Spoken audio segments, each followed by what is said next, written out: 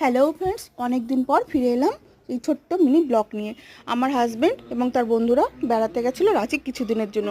সেখানকার অপূর্ব প্রাকৃতিক দৃশ্য দেখে সে খুবই মনে প্রাণে আপ্লুত হলো এবং আমার সাথে শেয়ার করলো। তাই বন্ধুরা, আপনাদের সাথেও শেয়ার না করে আপনাদের সাথে আমি এই দৃশ্যটি শেয়ার করলাম বন্ধুরা। সেখানকার প্রাকৃতিক দৃশ্য এবং সৌন্দর্য এক অপরূপ মহিমায় যেন ভগবান সৃষ্টি করেছে সৃষ্টিকর্তা। এই সৃষ্টিকর্তার সৃষ্টি আপনারাও আসুন এবং উপভোগ করুন। মন প্রাণ সব কিছুই ভালো হয়ে যাবে, অসুস্থ শরীরও বন্ধুরা সুস্থ হয়ে উঠবে। আপনাদের সাথে শেয়ার করলাম, আপনারাও আসুন বন্ধুরা।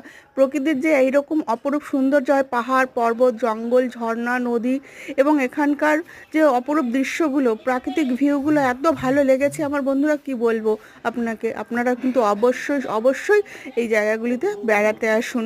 দেখুন বন্ধুরা, কি সুন্দর পলাশ ফুলে রাঙা এই পরিবেশ, যেন ভগবানের সৃষ্টিকর্তার লাল আবিরে সাজিয়ে তুলেছে এই পাহাড়ি অঞ্চলকে। এখানকার মাদুলের বন আর তাছাড়াও রয়েছে আঞ্চলিক কিছু খাদ্য খাবার হারিয়া, দারুণ উপভোগ করার জিনিস বন্ধুরা। যারা যারা খায় তারা সবাই কিন্তু খেয়ে বলছে সে এর ইহজগতে নেই, যেন পরলোক দেখছে। ফ্রেন্ডস, নমস্কার বন্ধুরা, টাটা, বাই বাই।